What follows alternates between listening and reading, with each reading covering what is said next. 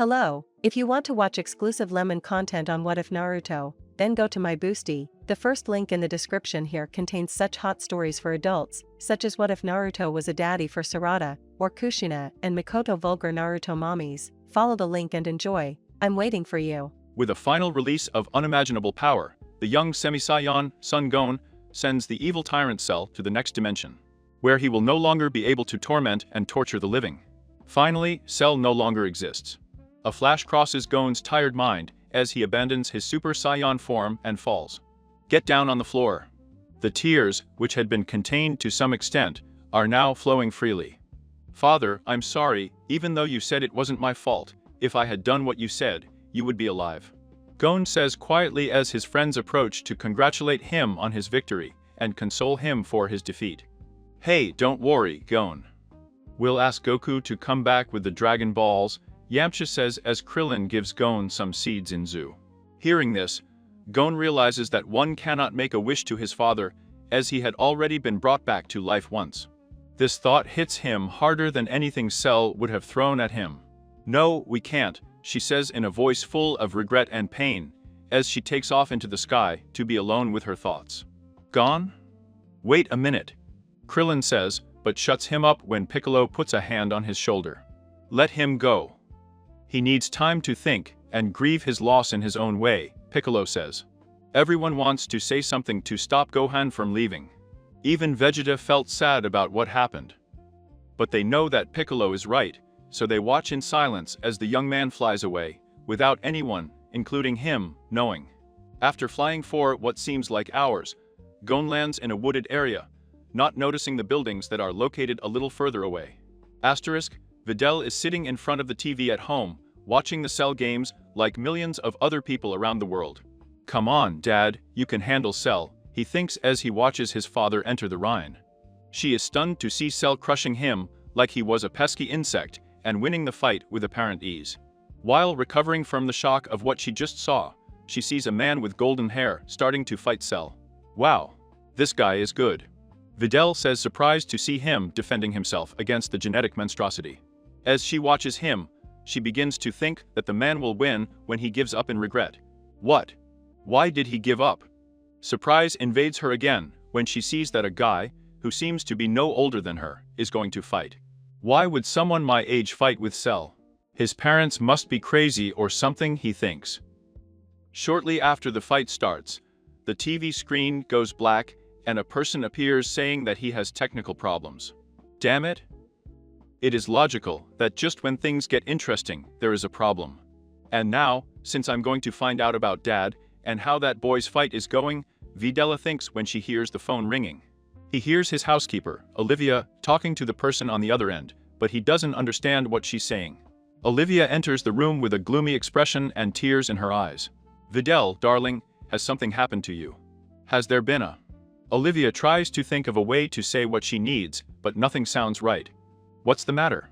Videl asks, curious to know why she's so excited. That call was about your mother. She had an accident on the way to your business meeting. It's okay, Videl asks with a worried voice and eyes full of tears. I'm afraid he didn't survive. The man said he died on impact. He didn't feel any pain, Olivia says as tears run down her face. No, it can't be BB, says Videl. Unable to finish the sentence, let alone express it, as tears slide down her face. They must be wrong. Mom's not dead. She is. She's on her way home. She has to be. Honey, I'm sorry, Olivia says, wanting to comfort the young woman she's become so attached to in the short time she's known her. But Videl pushes her away. No, get away from me, Videl yells before running out of the house. He continues running and collides with several people, almost falling several times due to the blurred vision caused by the tears.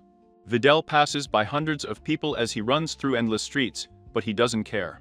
Videl does not stop until he reaches a park on the outskirts of the city. Asterisk, Gon wanders aimlessly through the wooded area before falling to the ground under a large tree. She holds her head in her hands as she cries, sobbing from time to time. Why is that? Why didn't I listen to you? Why didn't I end up with Cell when I had the chance? It is said in a low voice. Gon leans back against the tree, resting his head against its rough surface, and allows his memories to flood in. See the Saiyans, Frieza, the Hinyu Special Forces, and the androids.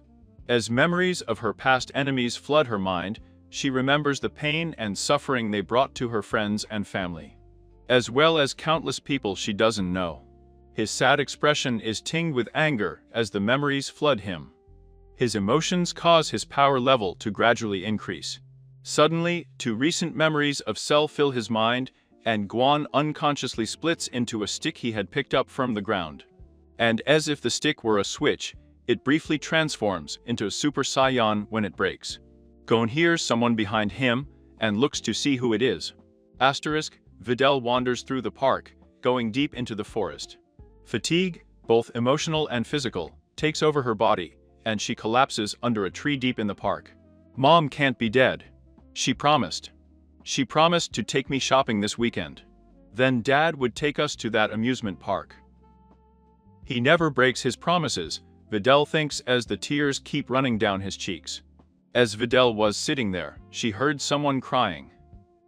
He looked behind the tree and saw a boy sitting there. While looking at him, he split a stick in two, and his hair suddenly turned golden before turning black. Because of her pain, she didn't think anything about what she had just seen. As I was looking at him, he turned around. When looking at each other, you can see your own pain and grief reflected in each other's eyes. It is the pain and grief that can only be caused by the death of someone very close and important. They see someone who needs a shoulder to cry on and someone to talk to. They see someone who understands how they are feeling right now. They see someone who can help them and someone they can help. Gon and Videl see the tears falling from their eyes, and as if by tacit agreement, they get closer. As if they were two old friends, not complete strangers, they hug, allowing each other to cry on his shoulder. After more than an hour, they separate, both drenched by each other's tears. Neither is ashamed of what happened, because they both know that they needed a compassionate shoulder to shed their tears on. And they both appreciate the friendly gesture. Thank you, they say together, drawing a faint smile on their tear-streaked faces. My name is Gon. I'm Videl. They share a more genuine smile while introducing themselves. They present. After the brief presentations, silence settles between the two. The only sounds that can be heard are those of insects and various forest creatures in the trees and the undergrowth that surrounds them. However, neither of them feels obliged to break the stillness that has invaded them as they reflect on the events of the day. With tears slowly falling from their eyes as the images and feelings of the last few hours flow through their minds. Memories of the Cell games unfold in Gohan's mind. He watches his father's fight against Cell. He sees his father withdraw from the meeting. And you have his father sacrificed to save the world. He sees Cell returning from the other world and realizes that his father's sacrifice was useless.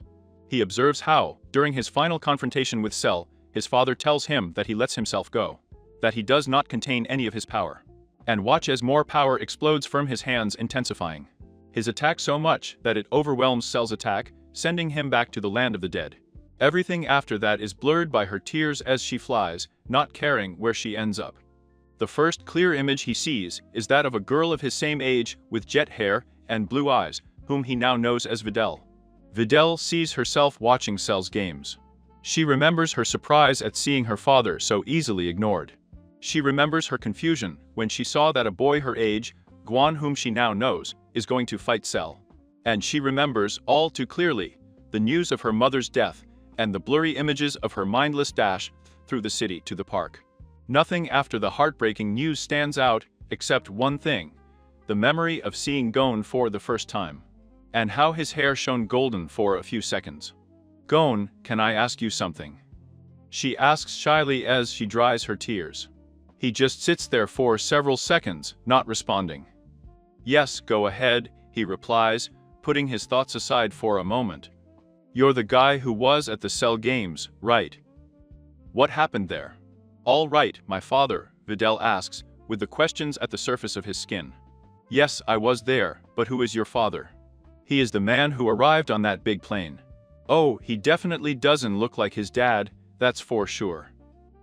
It's okay. But as for what happened, how much did you see? I know what happened until shortly after you went up the Rhine. That's when the guy came in talking about technical difficulties or something. Gona feels as she orders her thoughts before telling him. When I entered the Rhine, I told Cell that I didn't want to fight with him. When he made fun of me for that, I told him about my hidden powers and how they manifest, hoping to scare him. But this knowledge intrigued him so much that he wanted to see them with his own eyes. Finally, he managed to free them, making me much stronger than him. While we were fighting, he saw that he could not win, so he began to self-destruct. When my father realized what Cell was doing, he transported him and Cell off Earth. My dad died when he was blown up, while Cell regenerated and came back. We fought again, and I finally killed Cell, Gohan says, leaning his head against the tree, as some tears slide down his cheeks. While the memory of his father's last moments repeats in his mind. I'm sorry. She shouldn't have asked, Videl says, seeing that the memories hurt. No, it's okay, talking about it helps a little. So, why are you here? What are you worried about? Gohan asks quietly. I was watching the Cell games when something happened, and the signal was lost. Right after that the phone rang. I don't know who it was, but I think it was probably the police. Whoever was on the other side told Olivia, our housekeeper, that my mother died in a car accident. When he told me, I didn't want to believe him, and I ran out of the house. I didn't stop running until I reached a park. But now it's almost as if she feels that she really is dead. It's strange, but it's almost as if she feels that something is missing. So now I know that what she said was true. My mother really is dead. She says, her eyes filling with tears before they slide down her cheeks. I'm sorry. That's all he can say.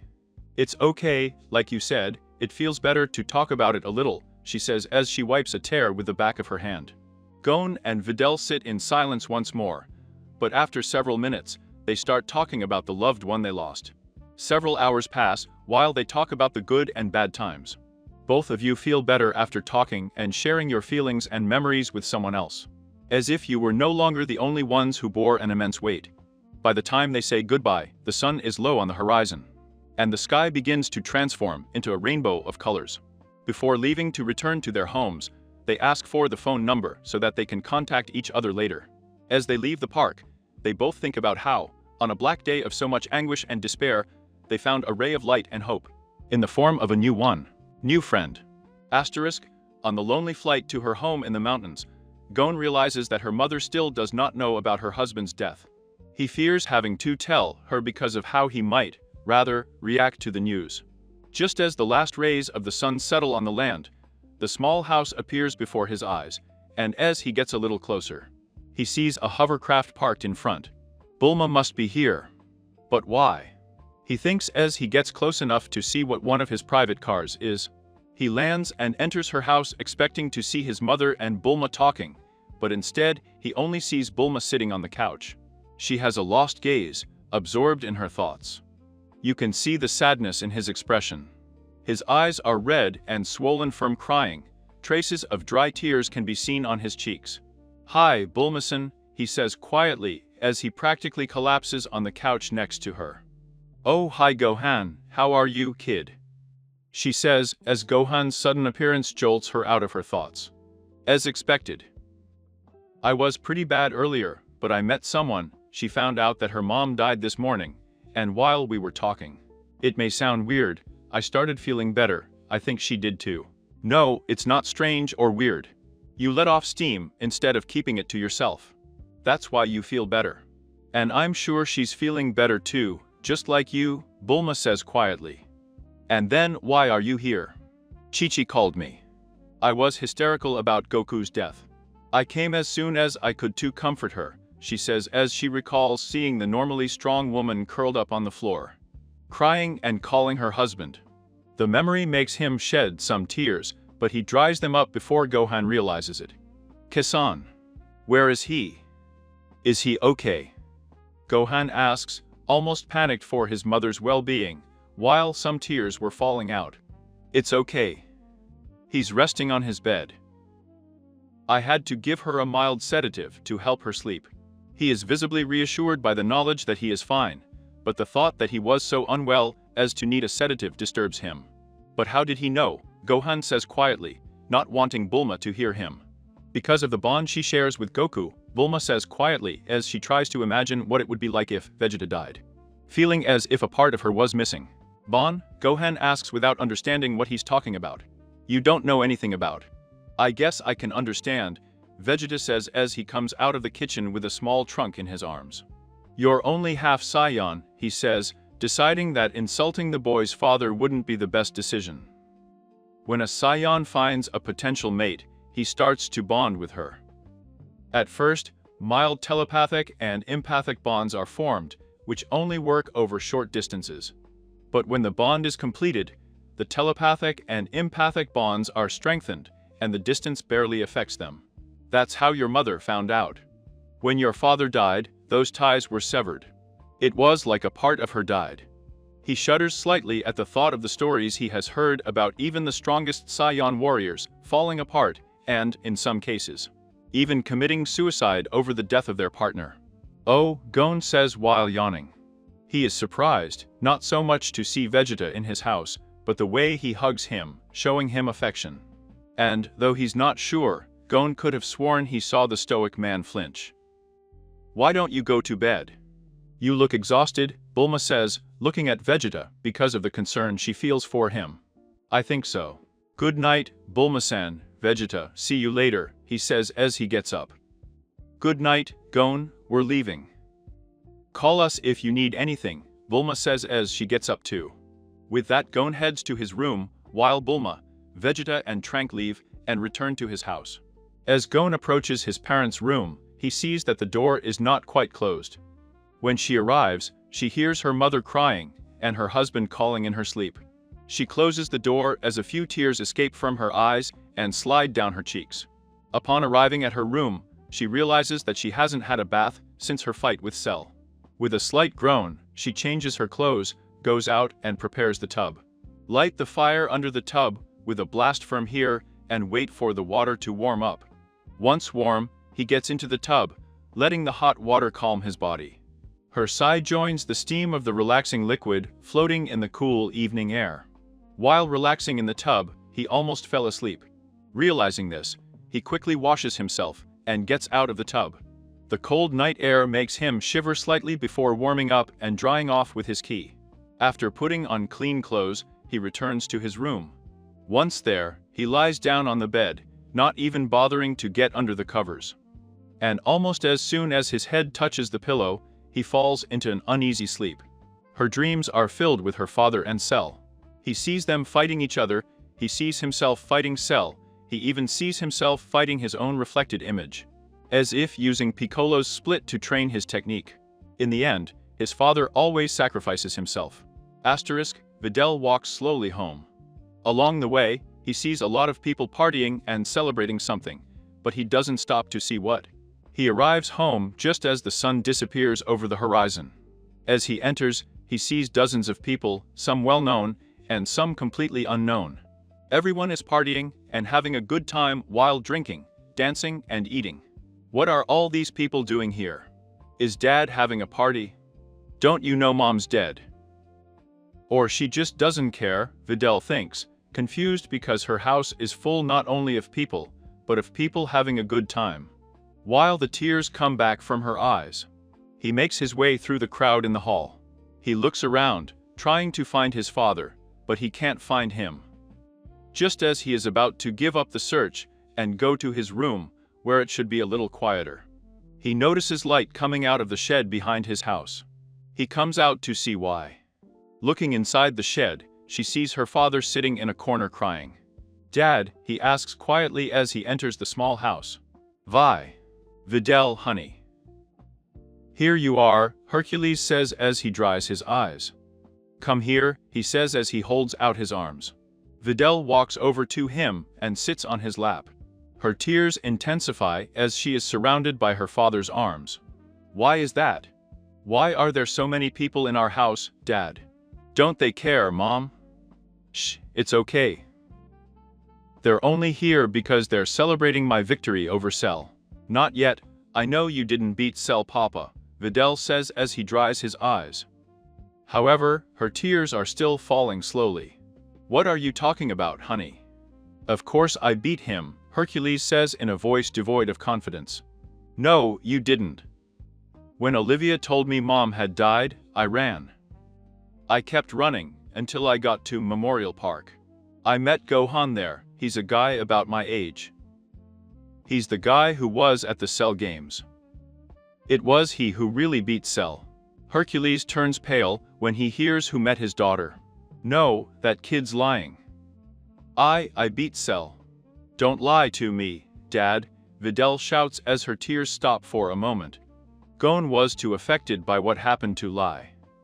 And he lost his father when he sacrificed himself to save everyone from him. How can you lie and take credit for something that cost someone so much? Why do I give you credit for what Gohan and his friends did?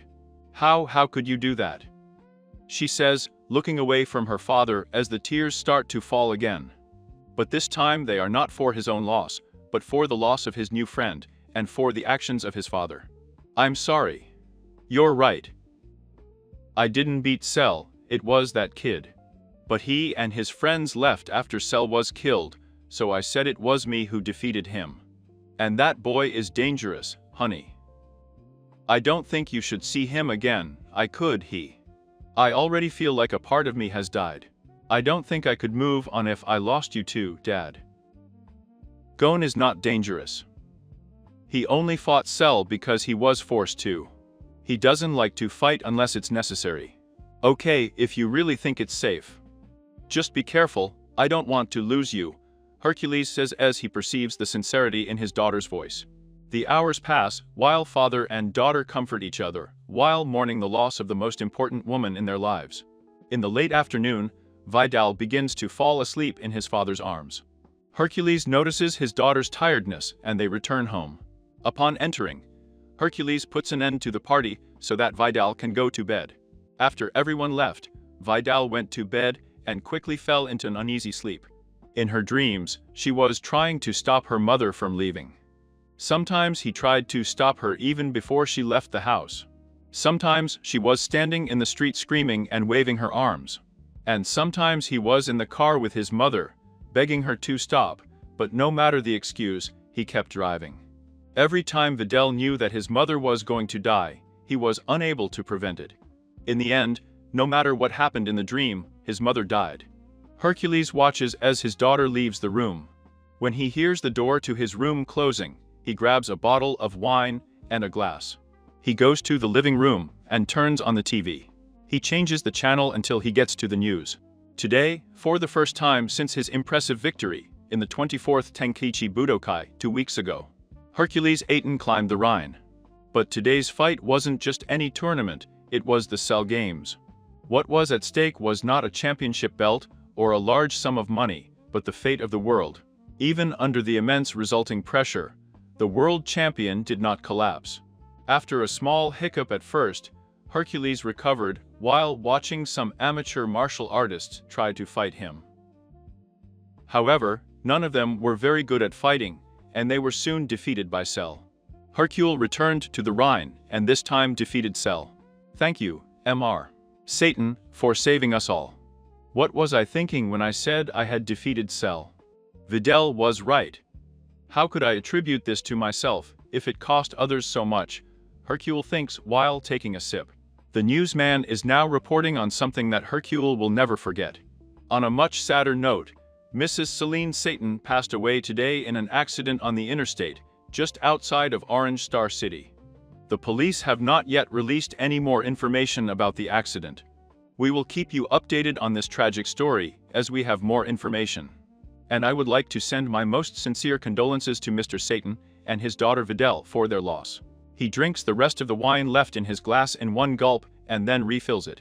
In other news, those who were killed by Cell mysteriously came back to life shortly after the monster was defeated. Scientists are puzzled about how this happened. We attempted to interview Mrs. Bulma Brips about this event, but she was unavailable for comment.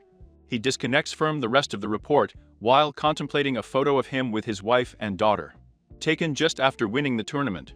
He looks at the smiling faces in the photo while drinking wine, remembering all the good times he enjoyed with his wife, and how her presence always seemed to brighten things up for him. Now, without her, he feels as if a part of himself he would have left too. The hours pass while their memories are lost. He remembers how he met her at a fair years ago. She sees her first date and the feeling of her first kiss. Watch as the memories of her wedding surface in her mind. He feels joy when he looks at his wife, who holds her newborn daughter in her arms. He sees the memory of his wife and daughter playing in the sand and laughing on a trip to the beach. He sees the pride on his wife's face, identical to his own feelings, as they watch Videl compete and win the junior division of the Tenkai Chibudokai. He sees the joy in his wife's eyes when he sees the house that Hercules has just bought with part of his prize money. He remembers the cold and foreboding that came over him during the Cell Games, along with the call he never imagined he would receive while flying home. After that call, all his memories are a chaos because he can only think about his late wife. Hercules finally falls asleep in the chair with an empty wine bottle on the table next to him. But it is an uneasy dream, full of nightmares about the death of his wife. The sun scatters its rays of light on the dew-covered ground, just as Gon wakes up from his nightmares. He stays in bed for a while, tired and without energy. Finally, giving up on going back to sleep, he gets up and heads to the kitchen. She passes by her parents' room, now destined to be occupied by Chi-Chi alone, and sees that the door is still closed. Assuming she's still sleeping, he continues down the hall. When he enters the kitchen, he is surprised to see his mother sitting at the table. Her hands were wrapping around a cup of coffee, already cold, as she stared at a spot on the table, while tears slowly fell from her eyes. When he looked at her, he saw that they were red, bloodshot, and swollen from crying all night. They also looked empty, as if there was no life behind them. That all the pain had been too much for her. And it's as if a fuse has blown, extinguishing all emotion in his features. Kasen says softly so as not to scare her. She looks at him with those tired eyes. Gon, that's all she says before getting up from the table and hugging him, as tears start running down her cheeks towards Gon. Your house, my baby's house.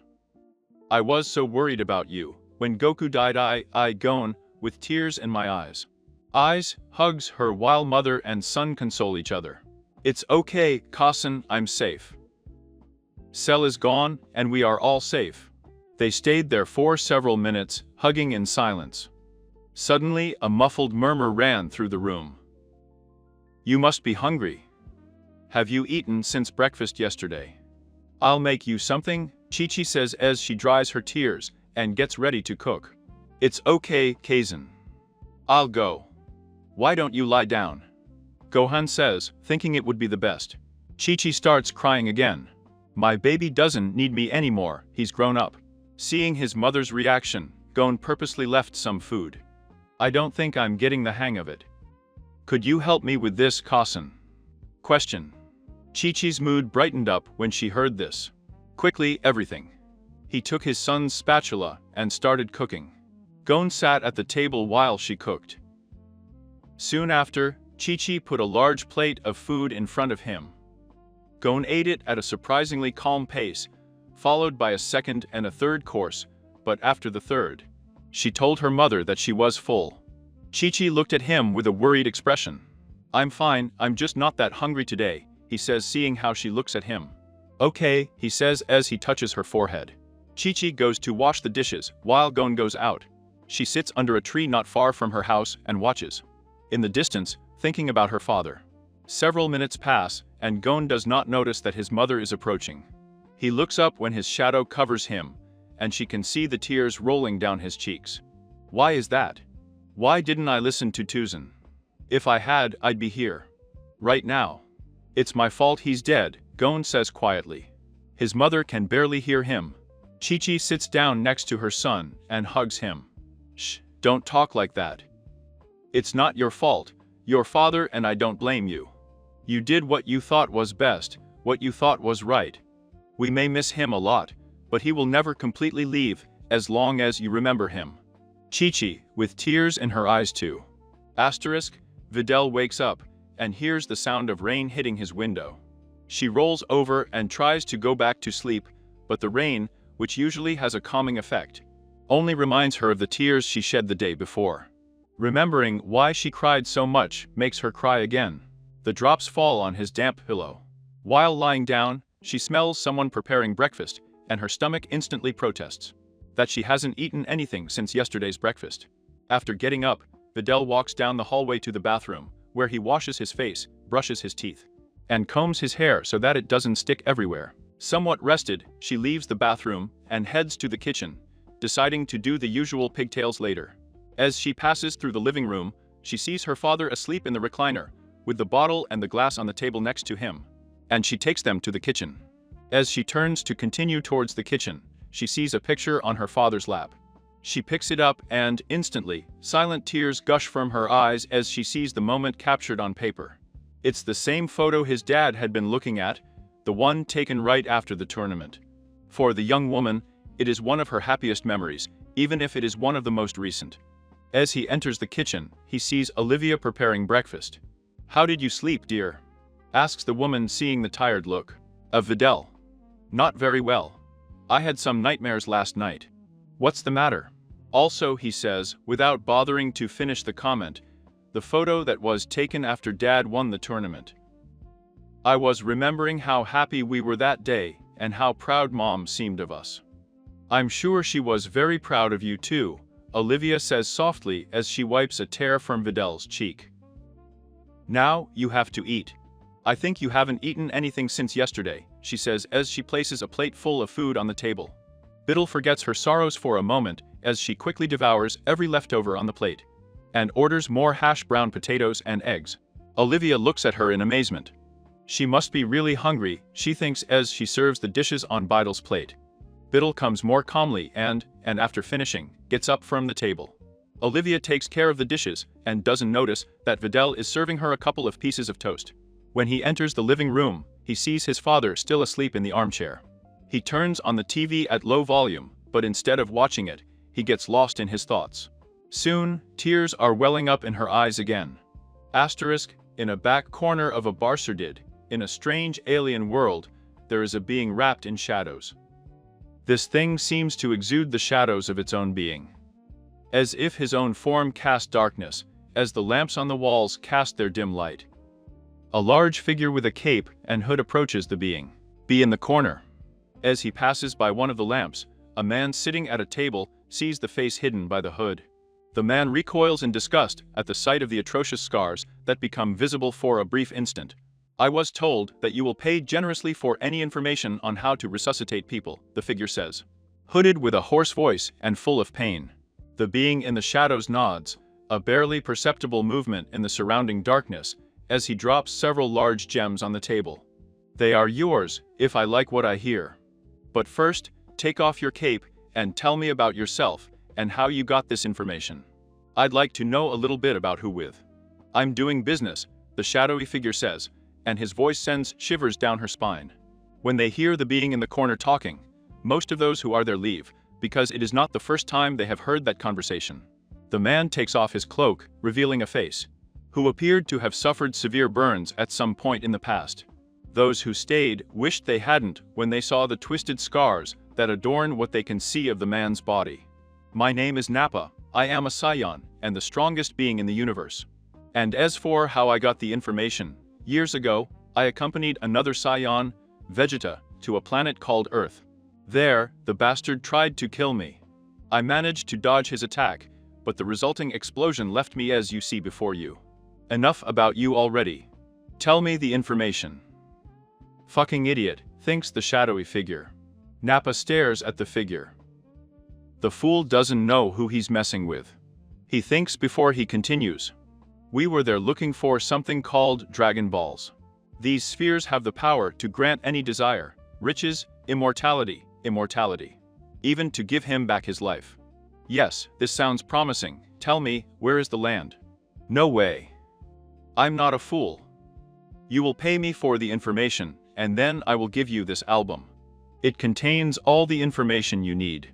And I suggest you don't try to force me to give it to you, because I have reached the legendary Super Saiyan form," Nappa says while holding a small computer disk in his hand.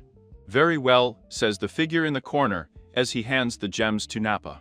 Nappa hands him the disk, picks up the gems, and turns around to leave. "There is only one thing you forgot, my dear Nappa," the dark figure says coldly. And that's it, Nappa asks, turning to the man. That no matter how strong you are, there is always someone stronger than you, the figure says as it disappears, to reappear before Nappa. Silly, Nappa screams as he quickly powers up. Her eyes turn an intense blue-green, and if she had hair, it would be golden. After transforming, he quickly grabs the man's throat. But it feels strange in Nappa's hand. It feels cold and inflexible, as if the man's throat were made of metal and not of flesh. He squeezes the man's throat with all his might, but the man just laughs at him. The man grabs Nappa's wrist and squeezes it, causing a loud crackling that reverberates on the walls of the tavern. Nappa's cry of pain can be heard several blocks away and causes some to run in fright. After releasing Nappa's doll, the man throws him to the other side of the room. What? What are you? Nappa asks, with the fear reflected in her voice, as she gets up from the floor and leans her shattered doll against her chest. Even if you are not worthy of such knowledge, I will tell you anyway. My name is Bissaman, and I'm the one who's going to kill you. At this, he plunged his hand into Nappa's stomach. When he pulled out his arm, the blood and entrails spilled on the ground. How can this be? I am the legendary Super Saiya. Nappa does not manage to finish the sentence, because his last breath escapes from his lungs and mixes with the stale air of the bar. You are the first person with so much power that I know. You will make an excellent servant, Bissaman says as she drags Nappa's corpse. Blood continues to emanate from the wound, leaving a clear trail for someone to follow. But no one is so foolish as to follow him. Instead, they quickly clean up the mess it leaves in its wake. Master, screams Kibito as he runs through the palace of the Supreme Kai. The sound of his boots echoes on the marble surfaces of the hallway. Yes, Kibito, what's the matter? Sin asks as he looks up from the report. I have serious news about Bissaman, he says, slightly out of breath after running through the corridors. Bissaman? Did the last range peel Jin? I'm surprised he's still alive. So, what's the problem? It seems that he has found a possible way to get his race back. What? Are you sure? Sin asks, forgetting about the report on Babidi. If Master, you have learned something called Dragon Balls, they have the power to grant someone any wish they want. This is not good at all. Without the one Yasmajim alive, we might not be able to stop him. Sir, I'm sorry, but are you sure there's no one left alive? Maybe someone escaped like. No, even if one survived, it wouldn't be of any use to us. It takes two, and not just any two, but surely there must be some. Unfortunately, there are none left. A long time ago, the Anayas Majin split into two races, the Saiyans and the humans, so that their immense power would be dispersed. And for many years, the Saiyans were exterminated, and as far as I know, there are none left. And as for humans, they are the weaker of the two and cannot help us. Now, did you know which planet these Dragon Balls come from? Yes, Master, they are from a planet called Earth. Earth? What quadrant is that planet in? The Earth is in the northern quadrant, sir, Kibito replies after consulting it in a large book that was on the side of the room. Well, Saiyans and humans are from that quadrant. See if you can find any information that will help us. I'll go talk to North Kaiosama about the situation and about the Majin Anayas, the Saiyans and the humans. He should know more about them than we do. Yes, Maestro, Kibito says as he leaves the room. Sin approaches the planet of the Northern Kai, but discovers that it is not there, and that the Northern Kai is nowhere to be seen. Bewildered, he goes to King Enma.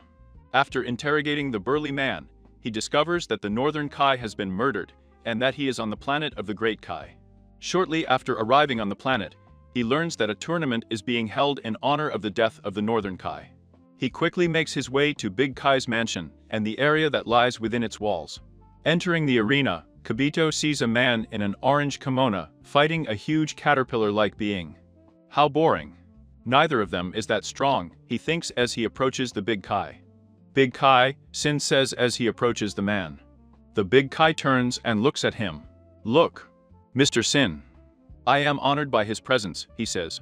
The gray-haired man, surprised by the appearance of the Supreme Kai. I have come because Bissaman has found a way to resurrect his race, and I must speak to the Kai of the North. Do you know where he is? Ask without. Yes, he's there by the Rhine watching the fight, the Big Kai says, pointing to the northern Kai. "Thank you," Sin says simply, turning around and walking away. He quickly walks through the corridors of the stadium and soon arrives at the location of the Ka del Norte. The North Ka see without leaving one of the doors and pales slightly. I guess those phone pranks weren't such a good idea after all. He thinks as Sin walks towards him. I'm sorry. I didn't think anyone would notice, the Northern Kai says as he falls to his knees before the Supreme Kai. I have no idea what you're saying. Get up and stop playing dumb, says Sin, annoyed with Kai's behavior. Yes, I'm sorry, says Kai from the north, jumping to his feet. Hey, you heard about. Now is not the time for jokes, says Sin coldly. Do you remember who Bissaman is? The Kai turns pale as he remembers everything he knows about him. Yes, sir, of course. How is it possible that a Kai does not know him? Fine. Now he has discovered that the Dragon Balls exist on Earth. Bissaman intends to use them to restore his race. Bissaman. Earth. Dragon Balls, this is not good. I will be on the lookout for any suspicious activity. Something else. Yes. We may not be able to stop Bishaman. The only rivals for him and his race are the Majin Anayas, but they died a long time ago. Anayas Majin, why does that ring a bell? Kai says as he puts his hand to his chin. Thoughtful. The Anayas Majin were once the only race besides the Gamapelojin. And a long time ago, they were divided into two races, the Saiyans and the humans. Unfortunately, with the Saiyans now extinct, there is no hope that there will be any Majin Ayas left alive. Excuse me, sir, but you are mistaken. Not all Saiyans are dead. There were 3 left alive, but 2 died recently, leaving only 1. The man with the ring is one of them, in fact, one of the Saiyans who just died. Sin looks towards the Rhine and sees the man in orange again. That man is strong, but not stronger than me. The Northern Kai simply smiles at him sarcastically. Supreme Kai, sir, you are only seeing a small fraction of his power. At its maximum power, it would eclipse his. You can't be serious. That's not possible. If Kai is right, maybe there is a little hope, Mum. Very well. Anyway, you said 2 died. Who's the second one? Oh, I almost forgot. Do you see the woman up there? Kai asks, pointing. A woman among the spectators. No nodding. Is that her? Is she a Saiyan? But he's so weak, Sin says, disbelief evident in his voice as he watches the woman. Yes, he's weak. He suffered an accident when he was just a baby. He left her, as you can see. But perhaps someone with Kibito's healing abilities could repair the damage he suffered, thus allowing him to reach his full potential. I'll make sure Kibito does what he can for her. But having a handful of Saiyans, even the incredibly strong ones, is not enough to combat the looming threat. Because we only have 7 years to prepare for Bishaman's arrival on Earth, and that time is not enough for the Anayas Majin to be reborn. No, there may be plenty of time, as several have been born in recent years. And 2 of them could thwart Bishaman's plans. I'll see if they fit our needs. I'll let you know if I need any help on anything, sir. I hope you're right, Kai from the north. Otherwise, we are all in grave danger. Faced with this, Sin turns around and leaves, returning to his planet to take care of some business. The sun is high, at the highest point of its journey through the blue sky, announcing to those who dare to look up that it is almost noon. And time for lunch. Neither Gon nor his mother notice the time, as they have fallen asleep in the shade of the tree. Also, because of their nap, they don't see the hovercraft approaching their house. When it stops in front of the small house on the mountain, Oxkin and Bulma get out of the vehicle. They see Oxkin's daughter and grandson asleep under the tree, the boy tightly hugged by his mother. Oxkin approaches them as Bulma enters the house. As you get closer, you can see that both of them have been crying. In fact, you can see tears slowly seeping out of your grandson's closed eyes as he shudders slightly, trapped in some seemingly unpleasant dream. If either of them had been awake, they would have seen that he had been crying too, because Goku was like the son he never had. And he cared deeply for the man. Oxkin sits on the floor next to them, and waits for them to wake up on their own. After several minutes, Gon suddenly opens his eyes. No, he screams in pain, and sadness clearly visible in his voice as he stands up suddenly from his mother's arms. He looks around with a stunned expression for several seconds before realizing that what he was seeing was a dream and not reality. Or at least not reality as it was now, because what he was seeing was another dream of his fight with Cell. Gon, the Ox King says quietly, catching his grandson's attention. Gon looks at him, noticing his presence for the first time. Grandpa, he asks mentally, wondering if he's really awake, or if his dreams are faintly starting to change. Yes, it's me. I came as soon as I could, she says, a tear rolling down her wide cheek as she places a large hand on the boy's shoulder. The movement and the muted conversation wake up Chichi. Dad. When you arrived, he asks while rubbing his eyes. A few minutes ago. I called earlier, but no one answered, so I assumed that they were all at Master Rossi's house. But before I could call, Bulma came by and told me what had happened. He brought me here right away. How are they doing? There's something. But he didn't have time to finish the question when his daughter came over and collapsed in his arms. She burst into hysterical crying as her father comforted her. It's terrible, Dad. Goku is gone again, and I don't know if he'll be back this time. When he died before, I knew he would come back, but this time I don't know what would come back. I'm going to do. Chi-Chi screams between sobs. Everything will be fine. You'll get through this, I know. Besides, I'm sure Goku wants us to give him our best wishes, just like last time, Oxkin says. Tears welling up in his eyes as he comforts his heartbroken daughter. Gon watches the scene in silence.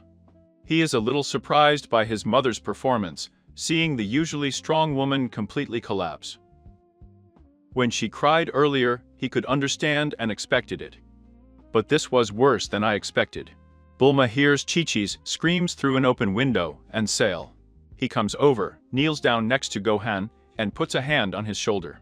It was this bad last night, Gohan asks seeing Bulma kneeling next to him, and remembers what he had said to her. As a few tears fell from her bloodshot eyes. No, he was worse when I arrived. I think your presence has helped her, as she is no longer worried about where you are or if you are injured. Krillin lands quietly on the grass, a short distance away, while Gohan, Chi-Chi, Oxkin, and Bulma sit under the tree. The short man starts to greet the group, but stops when he sees Chi-Chi in her father's arms. While the burly man tries to comfort his troubled daughter. Gohan and Bulma notice him, and beckon him to come into the house with them so they can talk without disturbing Chi-Chi. The three of them chat for a while before having a light meal. After finishing, Gon is curious to know what Krillin is there. What brings you here? Do you need help to gather the Dragon Balls and wish the return to my father? Ask while sitting at the kitchen table. Krillin puts his head down and thinks about how to say what he needs. Bulma observes the man's reaction to Gohan's question. What's the matter, Krillin? It's just that Goku. Krillin stops when Chi-Chi and Oxkin enter the room. And my Goku, Chi-Chi asks as she dries her tears. Goku, Well, there's no easy way to say it, so. We gathered the Dragon Balls, and we're going to bring Goku back, but he told us that we don't want him back, he says. Still looking at the table in front of him as he prepares for what will undoubtedly follow. Ha. Chi-Chi stutters before she passes out. Luckily, she was in front of her father, who caught her right away. What? Bulma screams, surprised that Goku chooses to stay in the other world. Gon stares blankly at Krillin, as what the man just said resonates in his mind. The young man cannot understand why his father would not want to come back to life. Because his father decided to abandon his wife and son. He said their presence endangers the earth. That every evil person who has come here is looking for him. He said that he will miss us very much and that he is very sorry. Krillin says, with tears in his eyes after conveying the message. Oxkin stands there in silence for several seconds, hugging his daughter, while he takes in what Krillin just said. Coming out of his thoughts, he takes Chi-Chi to his room, where he puts her to bed to make her comfortable. And then returns to the kitchen. When he returns, he sits down heavily on one of the chairs. It creaks in protest at the burly man's weight, but it resists. After several minutes of silence, Bulma, Krillin, and Oxkin start talking about the one thing no one wants to discuss. A memorial service for Goku. As they are talking, the phone rings and Gohan gets up and answers. After taking a quick look at him to see if something was wrong, they resume the conversation. And that's why they don't notice Gohan sneaking out of the house. Asterisk, Videl slowly becomes aware of the sounds around her.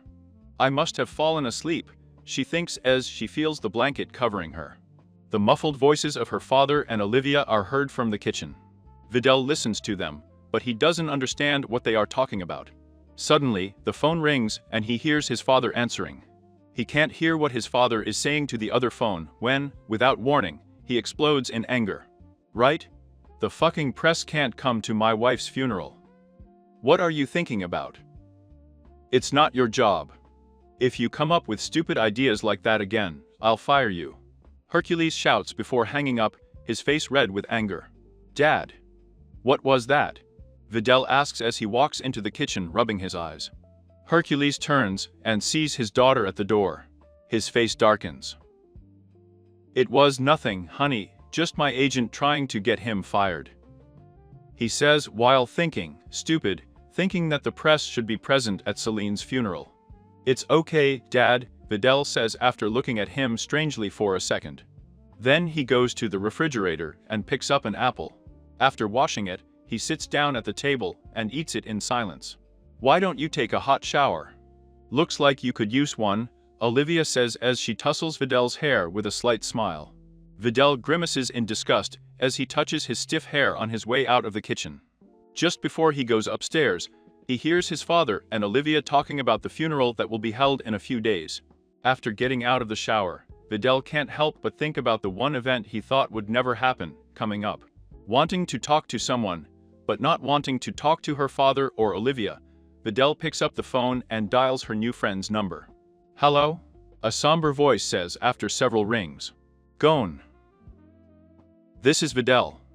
Hi Videl. What's the matter? Gon says, his voice losing a nuance of sadness. I was wondering if we could talk. Of course, I don't want to be here right now anyway. Where do you want us to meet? How about at the park, where we were yesterday? Okay, I'll see you there. Okay, bye, Gohan. Goodbye, Videl. And with that the two hang up. After hanging up, Videl goes back to the kitchen. I'm going to the park. Okay, Dad. It's okay, honey, be careful. I will, he says as he walks out the door. Once outside, he throws a small capsule, and through a cloud of smoke, a bicycle appears. He gets on the bike and runs out to the park. Asterisk, the tournament had ended about an hour ago, and now there was a big party going on in the stadium. The final match between Goku and Pitkin was very dramatic due to the demonstration of skill and power of both fighters. Just before the final match ended, North Kaioshan sent a message to the woman who had instructed Supreme Kaioshan to meet him at the entrance of the arena. As he approached the extravagant entrance, North Kaioshan saw the woman leaning against the wall. You're Mrs. Celine Satan, right? He asked when he got to her.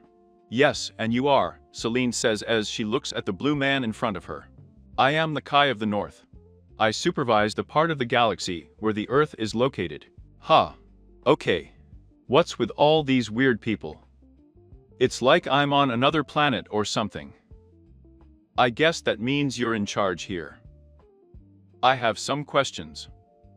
One of them is, above all, why am I here? And where exactly is this? He says sternly as he crosses his arms over his chest and stares at Kai. Well, I'm not in charge of this part of the other world, and I'll answer your questions later. Because I have a lot to talk to you about. If you follow me, there's someone I want you to meet. Ah, there he is, he says, a little nervous because of the look the woman is giving him. Hey, Goku. This way. Kai shouts, eager to divert the woman's attention. I think you'll like Goku, they have more in common than you think. Hi, Kaioshan, I was wondering where you were. Can we go get something to eat? I'm starving, Goku says while clutching his stomach. Goku, you are impossible, you just ate 20 dishes less than an hour ago. Besides, you're already dead, remember? Oh yes, that's right. But if I don't get something to eat, I'll turn into a real skeleton, Goku says while scratching the back of his neck. And smiling like an idiot. Kaio-san tries to hold back the laughter at what Goku just said, but he doesn't succeed and falls to the ground in a fit of laughter. Bonafide skeleton, that's it, that's too good, I have to remember that. I'm sorry, but he always acts like this. He asks Goku while staring at Kai, who is convulsing. Not always, but often. Hi, I'm Goku, he says as he holds out his hand. I figured it out. I'm Celine. Nice to meet you, he says as he shakes her hand. After several minutes, Kaio-sama pulls himself together and stands up. Well, since it looks like they've already introduced themselves, we can get started. What started it, Kaio-san? Dinner? Goku asks. No, Goku, we have more important things to do than fill that black hole you call a stomach. You, the Aijin, and your stomach, I swear. Anyway, Celine, what do you know about your heritage? Asterisk, after a quick 15-minute bike ride, Videl arrives at the park and finds Gohan already there, leaning on a tree. Hello, Videl says as he pulls up next to her. Hello? So, what did you want to talk about? I don't know. I guess I just don't want to be around my dad and Olivia while they're planning my mom's funeral. Oh, it's the same at my house, Gon says, her eyes filled with restrained tears. Why don't we do something? We can go to the mall, I'm sure there's something we can do there. It's okay. Gon says as Videl presses a small button on his bike, which causes him to return to his pod. With a final release of unimaginable power, the young Semi-Saiyan, Son Gon, sends the evil tyrant Cell to the next dimension, where he will no longer be able to torment and torture the living. Finally, Cell no longer exists. A flash crosses Gon's tired mind as he abandons his Super Saiyan form and falls. Get down on the floor. The tears, which had been contained to some extent, are now flowing freely. Father, I'm sorry, even though you said it wasn't my fault. If I had done what you said, you would be alive. Gon says quietly as his friends approach to congratulate him on his victory and console him for his defeat. Hey, don't worry, Gon. We'll ask Goku to come back with the Dragon Balls, Yamcha says as Krillin gives Gon some seeds in Zoo. Hearing this, Gon realizes that one cannot make a wish to his father, as he had already been brought back to life once. This thought hits him harder than anything Cell would have thrown at him. No, we can't, she says in a voice full of regret and pain, as she takes off into the sky to be alone with her thoughts. Gone? Wait a minute, Krillin says, but shuts him up when Piccolo puts a hand on his shoulder. Let him go. He needs time to think and grieve his loss in his own way, Piccolo says. Everyone wants to say something to stop Gohan from leaving. Even Vegeta felt sad about what happened. But they know that Piccolo is right, so they watch in silence as the young man flies away, without anyone, including him, knowing. After flying for what seems like hours, Gon lands in a wooded area, not noticing the buildings that are located a little further away. Asterisk, Videl is sitting in front of the TV at home, watching the Cell games like millions of other people around the world. Come on, Dad, you can handle Cell, he thinks as he watches his father enter the Rhine. She is stunned to see Cell crushing him like he was a pesky insect and winning the fight with apparent ease. While recovering from the shock of what she just saw, she sees a man with golden hair starting to fight Cell. Wow, this guy is good. Videl says, surprised to see him defending himself against the genetic monstrosity. As she watches him, she begins to think that the man will win when he gives up in regret. What? Why did he give up? Surprise invades her again when she sees that a guy, who seems to be no older than her, is going to fight. Why would someone my age fight with Cell? His parents must be crazy or something, he thinks. Shortly after the fight starts, the TV screen goes black and a person appears saying that he has technical problems. Damn it. It is logical that just when things get interesting, there is a problem. And now, since I'm going to find out about Dad and how that boy's fight is going, Videla thinks when she hears the phone ringing. He hears his housekeeper, Olivia, talking to the person on the other end, but he doesn't understand what she's saying. Olivia enters the room with a gloomy expression and tears in her eyes. Videl, darling, has something happened to you? Has there been a... Olivia tries to think of a way to say what she needs, but nothing sounds right. What's the matter? Videl asks, curious to know why she's so excited. That call was about your mother. She had an accident on the way to your business meeting. It's okay, Videl asks with a worried voice and eyes full of tears. I'm afraid he didn't survive. The man said he died on impact. He didn't feel any pain, Olivia says as tears run down her face. No, it can't be, says Videl, unable to finish the sentence, let alone express it, as tears slide down her face. They must be wrong.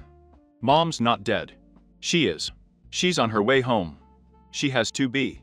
Honey, I'm sorry, Olivia says, wanting to comfort the young woman she's become so attached to in the short time she's known her. But Videl pushes her away. No, get away from me, Videl yells before running out of the house. He continues running and collides with several people, almost falling several times due to the blurred vision caused by the tears. Videl passes by hundreds of people as he runs through endless streets, but he doesn't care. Videl does not stop until he reaches a park on the outskirts of the city. Gon wanders aimlessly through the wooded area before falling to the ground under a large tree. She holds her head in her hands as she cries, sobbing from time to time. Why is that? Why didn't I listen to you? Why didn't I end up with Cell when I had the chance? It is said in a low voice. Gon leans back against the tree, resting his head against its rough surface.